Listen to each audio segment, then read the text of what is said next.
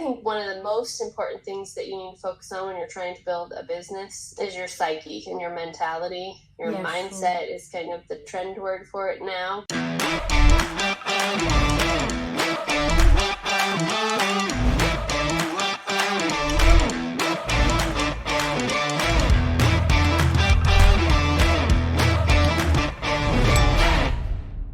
So today I have a special guest that is a mom-preneur, a startup and physical product expert. She has taken many products from idea to a profitable business, and she's Laurel Bloomfield. Hi Laura, how are you doing? I'm great. How are you doing? Thanks for having me on today. I'm fine, thank you, and thanks for being with us today. So the first thing that I will ask to you is about your story, your background, your path to be what you are today. Sure. Yeah, I feel like I probably have a pretty long story, but I'll try to give you we have time, don't worry. the rundown. As far as my background, I'm from the United States. I grew up in California. Okay. But in the northern part of California, where it was a little more rural than what most people think of.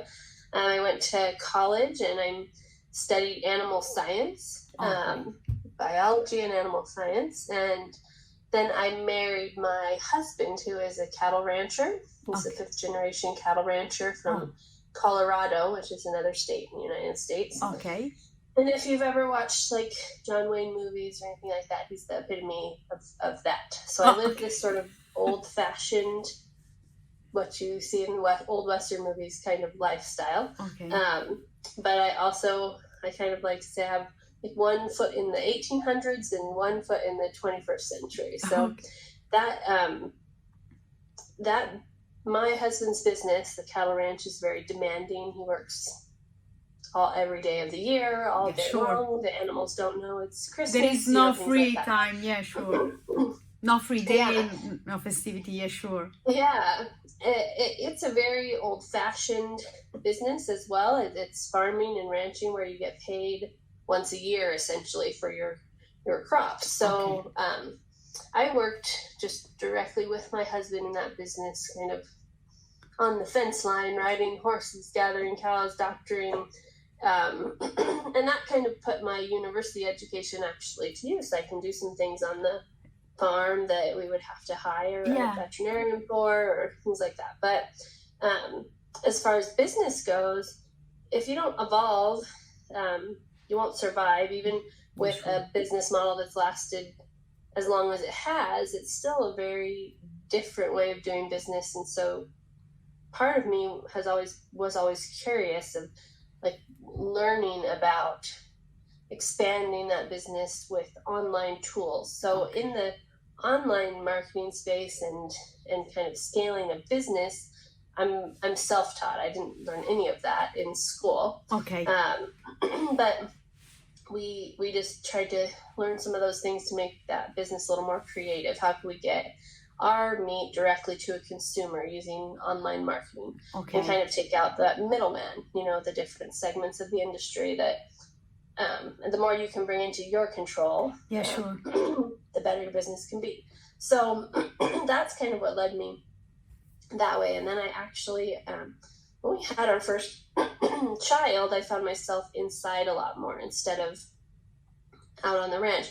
Now, it's a very family-friendly way to raise children in business and working beside you, but there are things that are totally unsafe. I mean, and you're probably not taking your infant out in a blizzard to get an in trouble mother cow, and your husband's going to do that. So I found myself inside a lot more and started a online clothing company with a couple friends because I had started learning those tactics and just kind of wanting to expand my experience. And that led to one of our first inventions. It was actually an apparel item. Okay. And we got a patent on that. I wrote the initial patent application myself, learned how to do that, and then built that business up to where we were just partnered with a couple of the largest medical device companies in the world and scaling into major retail. Oh, that's great. Kind of overview. Oh, that's amazing. Absolutely. Super love your story. So basically, you started purely by chance. You didn't know about online business because your graduation was completely different. So what was your first training that you have taken, your first expert out there that you followed in order to start your first business online? So I think that we could probably identify that as one of my biggest mistakes is I tried to just wade through it myself for far too long. Okay. So if I had latched on to a mentor sooner and paid for education sooner, I would have gotten even further, even faster. Yeah, sure. Some of the mentors that I have taken on over the years but it wasn't right out of the gate. That was definitely a mistake I see a lot of entrepreneurs make is they want to learn it all themselves, and that's fine. You can. I mean, you can learn anything from Google. It's just going to take you longer. If you can find a mentor who has been where you want to go, then they will help you avoid those mistakes that they made, because inevitably they made mistakes and they got past them. That's how they got where they are. But I work with Russell Brunson, and I use his software for a lot of my marketing tools, and I study just kind of how he builds marketing campaigns, and that definitely was a huge leap in understanding just even how to put together an ad, a Facebook ad for one, how to structure what your customers see when they get to your landing pages and things like that. So I would recommend Russell Brunson and ClickFunnels. There's other softwares and stuff out there, but the training that's available through that is pretty remarkable. And then I think one of the most important things that you need to focus on when you're trying to build a business is your psyche and your mentality. Your mindset is kind of the trend word for it now, but I've worked with Tony Robbins and taken a couple of his courses, and people like that can help you just see and hold on to the bigger picture. Kind of get you through that daily grind and those inevitable, like, really big setbacks that will be sort of hurled at you as you grow. Most people, when they get their first huge obstacle, are like, whoa, this wasn't supposed to be this hard. And just connecting with other people that have maybe not been through exactly the same thing as you, because your business is never exactly the same, but that have overcome obstacles is really important. Yeah, sure, absolutely. A business, online, offline, is the same. It's not an hobby. So every day you have to face challenges, you have to face problems, and sometimes, I'm honest myself, sometimes I feel that I'm crazy. A day I'm up, the day after, the following day I'm like crazy, like, oh my gosh, I'm super sad, this problem. But the entrepreneur is someone that can overcome, can find a solution. So absolutely, mindset is one of the first things for an entrepreneur, no matter if online or offline. One of my question was exactly what you said. So one of the first mistakes of entrepreneurs online, and you said that is that you, at the beginning, you want to do all by yourself, and this was one of my mistakes at the beginning as well. I want to create my own funnels alone. I want to create my own PDF alone, even if I'm not a designer and so on. And it is crazy. This is something that you don't have to do. And what do you think is another mistake that people usually do while they are building their online business, no matter if are selling physical products or info products? What was the first part of the question? Another mistakes that you think people can do while they are starting their business. Yeah, I think that it's almost to be expected. A lot of entrepreneurs are really bootstrapping their company. They're not putting a lot of money towards it. They're trying to use tight purse strings. But you you end up spending more money trying to teach yourself. So you can become a Facebook ads expert and educate yourself in that. I actually ran our Facebook ads for that company, and I did really well, but it took thousands of dollars of trial and error and time. So I could have spent a couple $1,000s and learned from someone and gotten those results faster. But it's just something that I think a lot of people have to work through to realize, wait a minute, by the time that I became really good at my Facebook ads, I didn't have time to run the Facebook ads. Yeah. I had meetings with executives at Target and Walmart. I had investor meetings every day. I had board meetings. I had like a huge company I was running. I didn't have time for Facebook ads. So it would have probably served me better to build that team, to even a lot of times if you go out and you hire an expert to teach you Facebook ads, you realize like you kind of put yourself in a circle of people who you know, like, and trust, who you could maybe hire to be on your team later. And that is extremely valuable. You aren't really thinking about that at that phase, but it's going to come. If your company grows, you're going to need a pool of people to pull from to take some of these jobs off of your plate anyways. So the sooner you start thinking in terms of building a team, the faster you'll grow. Yeah. How much is bigger your team? How many people on my team? Yeah. Well, I own several companies.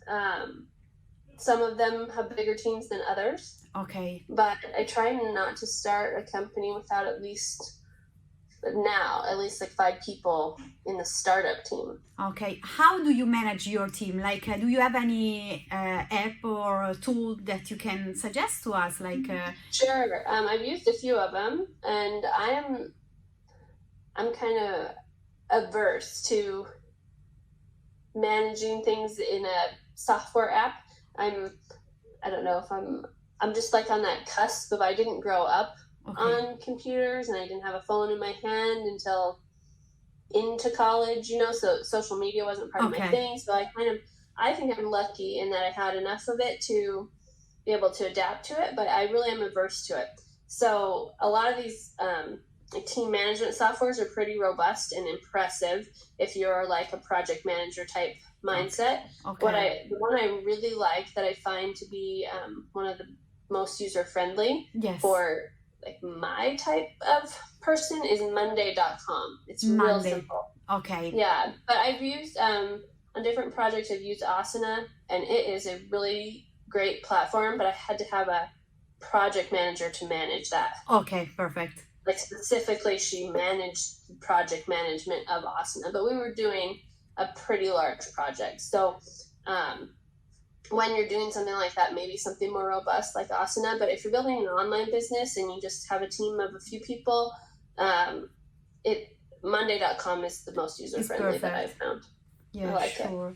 I want to ask you another thing. As a woman and a mom, what challenges did you face until now in building different type of businesses? So I think that as a mom, it's pretty easy to feel guilty about not being there 100% all the time for your little ones or for your husband. And so that's always a challenge. I mean, my little guy has a few little special needs, so he requires a little more attention than a lot of people. He doesn't sleep really well at all. Just like the first 6 years of his life, he didn't sleep through the night. How did you survive? So I was exhausted and tired, like any moms would be. I just have the one, but he didn't sleep. So it was like people who have 3 or 4, probably every night somebody's not sleeping, So I think moms take on a lot of responsibility. I think that we have this like creative drive. We want to create things. I think that's innate in our nature as women, because that's kind of what we are built for. For me and my husband, it took us a long time of trying in order to create our family. So we had 7 years where we were going through infertility treatments and Oh, wow. IVF, and spending all our money on trying to make this family thing work, because it just didn't work how we thought it would, you know? Sure. And so I think we had, for me, that one of those drivers to be an entrepreneur was because becoming a mother wasn't really working for me. And I had to do something to make me feel creative is the only word for it. You know, like I couldn't just sit there and be sad. My favorite form of creativity is building a business, aside from raising a child. You know, sure. Impact raising a child. But I think that's just one of the challenges as women, is we feel this obligation because we have the capabilities to take care of a family and raise a child. And then we also have these capabilities to be super successful in business and really creative. We have these, I think, superpowers as women, as far as creativity goes. And just kind of balancing all of that. I think who you partner with is really vital in your success. I mean, for me, luckily my husband's an entrepreneur too, and he makes a lot of sacrifices for his own business, and so he supports me. We kind of are a good team in that way, that for his business I'll sacrifice, for my business he'll sacrifice. Nothing's kind of separate. It would be much harder, I think, if you were doing it with a different mindset person. Sure. Absolutely. Did you face other challenges, like, I don't know, for example, one of the most common problems of business and startups are the cash flow, that maybe you start a business and then at a certain point you don't have money. And did you face something similar like this, or not? For sure. A lot of cash flow problems. When you're first starting, you think you have no money, you're trying to bootstrap, you're trying to operate as skinny as possible. But even when you have a big business with a lot of money transacting, it's more money, more problems. Like it doesn't make it easier. The problems get bigger. Sure. The problems you have to solve get bigger, and the risk gets much, much higher. I mean, it becomes like high stakes poker that you're playing. So like a lot of people, I talk to a lot of entrepreneurs and inventors, and they straight away want me to call Target for them. And one of the first times I was on the phone with a Target store's buyer, she was the most helpful. She was like, "You're not ready." And Target is one of the small ones of the big guys.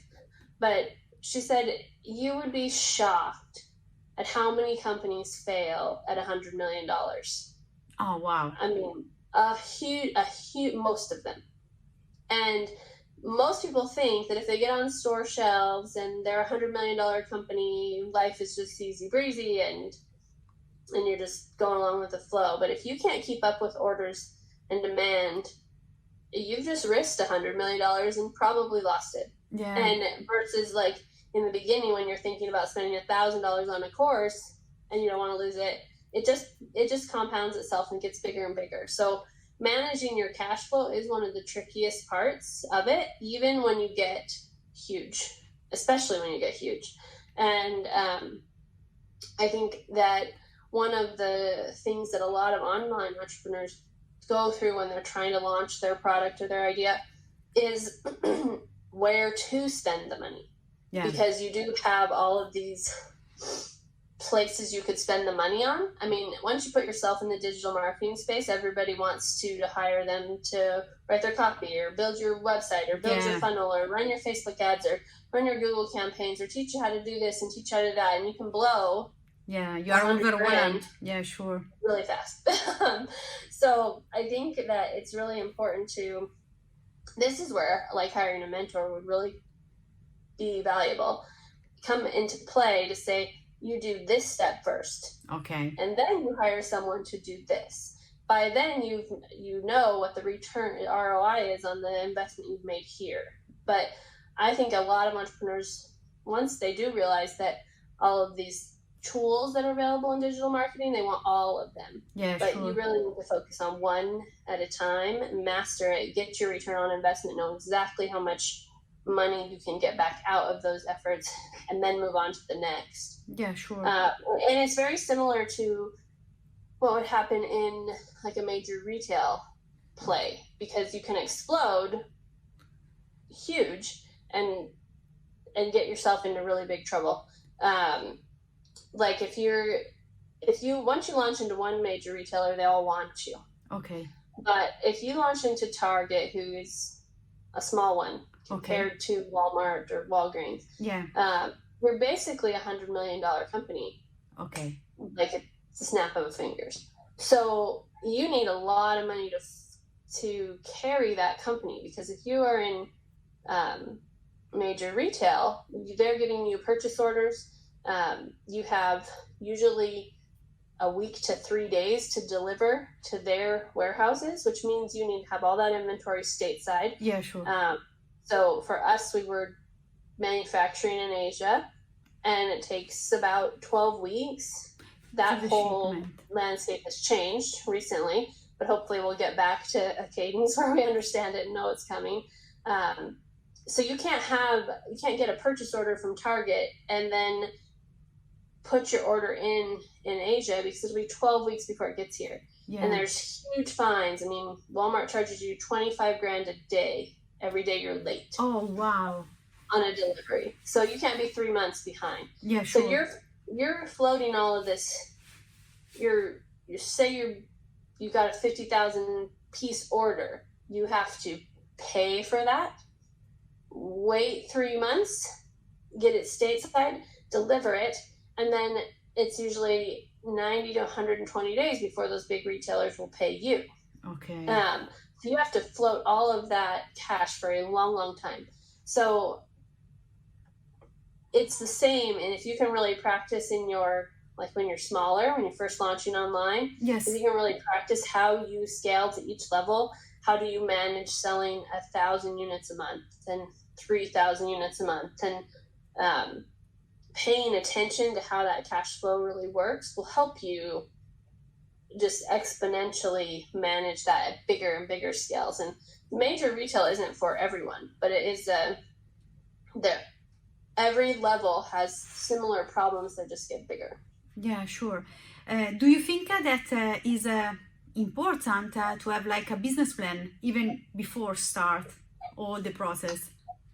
Like it's important that what, Silvia? To have a business plan, like even before you start, and to have all the steps that you want to achieve, all the money that you need, if you need investor. Do you think is it important? Even just for your own education, if you sort of dive in there, I like to call it like a blueprint, which would be a business plan. If you have some idea of the direction you want to go with online marketing, and you have some idea of whose steps you want to follow, then you can map it out. Like if you were to, for example, decide to use the ClickFunnels software and dive into their space, that would give you some ideas of the steps you needed to take. And if you just kind of study those steps that you're figuring out might be necessary, then you'll be leaps ahead of where if you just dove in and be like, okay, I have this product and I built my website and now I'm going to run a Facebook ads campaign. If you can find some way to make this into like a path, like draw yourself a map, which is essentially what a business plan is. Yeah. And study each step that you're finding, and then let other things kind of come in and marinate before you act on any of them.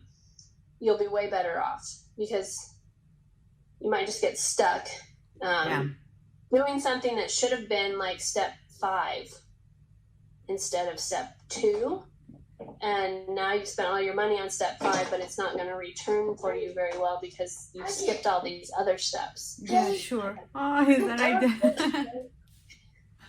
It's okay. Don't worry. Hi. Hi, buddy.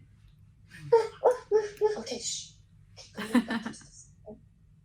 go. I'll help. Oh, lovely. Just the last few questions. I want to ask you, is anything that you want to share with us as a last question from my side about online business, about your path? What do you want to share with us, with the audience that is watching this episode? I think it's really important just to be encouraging, to say that, anyone can do anything they want to, especially with the tools we have now online. I mean, most of the world has access to the internet now, and that will continue to grow. And if you have access to the internet, you can build a business. And even if it gets hard and you lose some money and make some mistakes, I mean, I've done that. I've done all of that, and I still got to where I got, and I'm still going, and still building businesses. So I think that you have to be patient with yourself, but take the action with the tools that we all have available to us. Yeah, sure. And go do it. Everyone can build a business. Yeah, absolutely. There is no problem in failures, in mistakes. We just have to learn from these mistakes, these failures, understand the lesson, and then go ahead in our businesses and lives. Absolutely. Yeah. Thank you so much, Laurel, for this great interview. I really appreciate what you share with us. Thanks really so much. Thank you so much for having me. I loved it. I love getting to chat with you across the world, and it's fun to share. And I hope that somebody takes action on their idea because they got to listen to us today. Yeah, sure. And if anyone needs help or has a question, feel free to reach out to me on LinkedIn or Facebook or wherever. Yeah. Thank you so much. Thank you, guys. I hope you enjoyed this episode of Unstoppables, and see you on the next episode. Bye. Thanks, Laurel. Bye. Thank you.